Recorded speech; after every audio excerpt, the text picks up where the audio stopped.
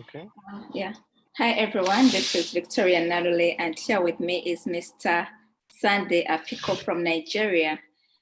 Today's webinar, it's going to be a short webinar of 7 minutes, where Sunday is going to expound on his opinion about the political will to transition to a low-carbon economy in Africa. But before we start, I would like Sunday to briefly introduce himself. Well, thank you, everyone. I'm Sunday Afiko. I'm a lawyer, practice here in Nigeria. I did my master's in United Kingdom, Robert Gordon University, and I studied oil and gas law. Well, I have special interest in the renewable energy law and policy, and that's why I had to pursue a PhD program in University of Dundee, which I will soon start by September. Well, this topic is an area of interest to me because looking at the political will in Nigeria, it's something in Africa as a whole, we are a bit backward when it comes to renewable energy, transition to renewable energy. And so when I saw the topic, I was particularly interested in the topic, and I really want to make my contribution as to this topic. So I don't know if I can start now. Just a minute. I would like to share your slide so that we see what your opinion was.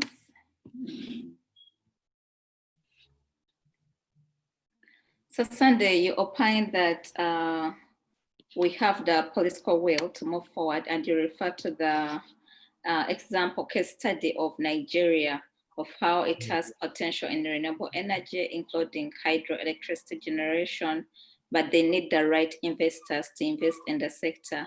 So I would like you to expound more on this issue of energy investments and what you feel or what makes you think that Nigeria has the necessary political will to move forward.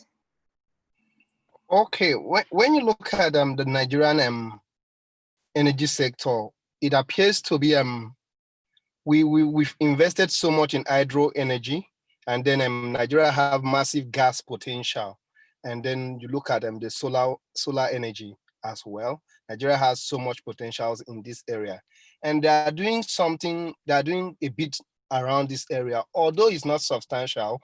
However, it appears that the private sector is leading the fight, or leading the trying to bring a trajectory in this sector.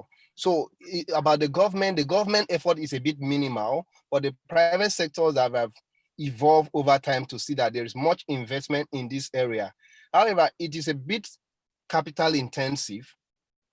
So when you look at it, the Nigeria totally has been running on hydroelectric power. And then over time, there are policies to try to bring Nigeria to Nigerian energy mix to include things such from wind farm and solar energy. Now, solar energy is taking a major lead in the Nigerian energy sector because over time there has been more investment in this area, which has brought more change in the way solar energy is consumed in the country.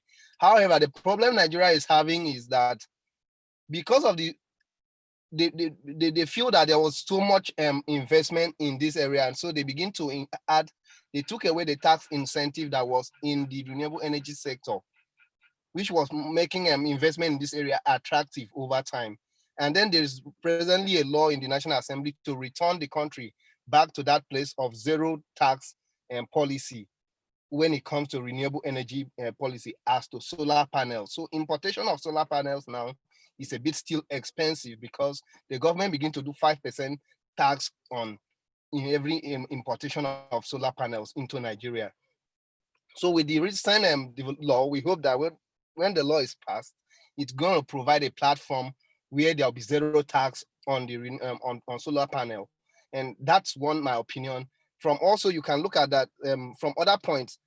The Nigerian government and many other agencies have been partnering with international organizations such as the World Bank to carry out several renewable energy investment, and also breaking certain frontiers that will enhance a more and help Nigeria to meet their energy mix with renewable energy policy. However, I must state that it won't come. There are certain goals that have been set for Vision 2030. There was one for Vision 2020 about meeting the energy mix from renewable energy in Nigeria. All of these have not come to pass. Although there's from my research, I can say that there's so much Nigeria is doing when it comes to renewable to solar panel importation. And now you see in Nigeria we have street lights in most places run by solar panel, off-grid electricity for several domestic communities and rural areas, which was championed most time by Niger Delta Development Commission in some localities. So from studies I can see that there's much around this area. There is that willpower to chart a new course in this direction by the Nigerian government. However, there are still things inhibiting and limiting their effort. So one thing is to have the willpower. The other thing is to bring it to the front and ensure that they actually achieve the aim. And we have legal frameworks that actually encourage investment in renewable energy, such as intensive, which give up to incentives, such as 5 years tax holiday for investment in this area in Nigeria. So I feel these are a bit of both statements of what should amount or translate to willpower to transit to renewable energy for the Nigerian government or for the Nigerian economy as regards to renewable energy policies. All right. Thank you very much, Sandy. Now I'll just ask one follow-up question, because we see you've mentioned that yes, Nigeria has the political will to move forward. But my question is, isn't there a fear of alternative investments, especially now, like for some oil companies that are looking into investing more in renewable energy? Doesn't it create a fear for Nigerian governments about the decline in investments in oil and gas, whereby most energy companies are now considering renewables, especially due to climate change? So what's your say about the alternative investments and how they're likely to affect the oil and gas investments in Nigeria? Okay, like recently there was a partnership investment which was carried out by MTA and Lumos company. They brought a better approach to investment in solar panel, which was aimed at reducing the let's say the climate effect of energy from fossil fuel. But because Nigeria is a economy where people do more of generate their own power from diesel and fuel, and this will be a kind of a fossil fuel form of energy. So that investment on solar panel by that company was a combination, a NTA, which is known as one of the major network provider in Nigeria, had to diversify. However, there's no much around oil companies trying to diversify in Nigeria presently, except Shell, which have generated certain numbers of kilowatts of electricity for their facilities. And then I spoke about NDDC trying to do for the off-grid electricity for different investment or localities. And then we have the gas turbine, which I can also say is a form of renewable energy, although the machines are run by fossil fuel, but it's a pure form of energy, so to say. But however, I can say that there are incentives for investors in this sector, but the way of assessing this incentive is one other thing that an investor coming to Nigeria needs to know, that you need to follow the right step, you need to ask the right question, you need to be at the right place, you need to get the right experts on board so that to be able to guide you around the country when it comes to this investment. So because if you don't apply for certain tax relief, you may not be able to get them. They are not just as matter of course, or they don't just accrue to you because you are an investor in renewable energy sector. You must make certain application and show costs that you are entitled to this tax exemption. And so that's what I think about that. So there are policies that try to encourage people investing in renewable energy in Nigeria. I also hope at attracting investors into Nigeria. But I can't say that when it comes to implementation, it is 100%. There's still a long way we have to go as a country also. All right. Thank you very much, Sandy. So since this was just a short opinion video, this will be the end of our webinar, but I'd like you to do the closing remarks, specifically highlighting some of the key issues for the Nigerian government if they have to move towards a transition to a low carbon economy, but also ensuring that they utilize all the available energy resources to benefit themselves. What would be your closing remarks in this respect? Okay, as by way of closing remarks, Nigerian government have to show more quality policy decision, because there's one thing to make decision and then have a quality decision. Looking at all of it's not about just adopting certain provisions of the international provisions on climate change and all of that, but when you look at what are the specific challenges as it relates to Nigeria and other African countries. So it's not about we going to adopt, because the Western worlds have been able to meet up their energy target.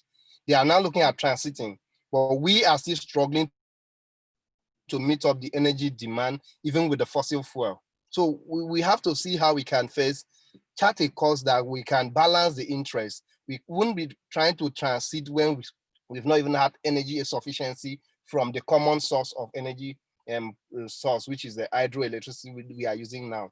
So trying to see what we can do, draw a better roadmap, and then make decisions and stand by those decisions.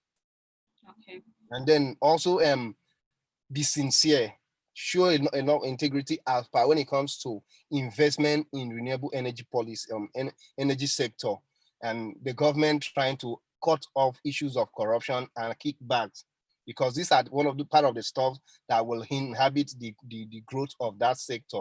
Just like we have in the oil and gas industry, there's a whole lot of corruption in the oil and gas industry already. And if we bring that to oil and to renewable energy, we will still face so many problems, just like we have in the oil and gas industry. So the government have to be able to show that responsibility in terms of leadership, responsibility in terms of charting a new course for the industry, and helping SME, small and medium scale industry, to invest in this area, because these are the key drivers of every economy. So if we have create that grant and platform that small and medium scale enterprises could access funds to invest in renewable energy industry, it will give a whole lot of a situation where we're attain a parity between the fossil energy from the fossil fuel and energy from the renewable energy sources. And therefore we'll be able to cut costs, and then it will become something that the common man on the street can easily afford solar panel to fix in his house without much expenditure. All right, thank you very much, Sunday. And I've liked the point of you've raised about the Nigerian government having to be sincere about their own problems and not just to copy what the West are doing and think that they have the same problems, because different regions and countries have different energy problems, and we should be able to address them in a unique way that we feel will be beneficial to our people. Thank you very much, Sunday, for your time. And just to mention that the video is available on YouTube, so you can share it with all your contacts. I've already shared it with my contacts and with our NGO and other networks. And do not forget to subscribe. Have a lovely weekend, and thank you very much for your opinion. Thank you. All right, bye-bye. Bye.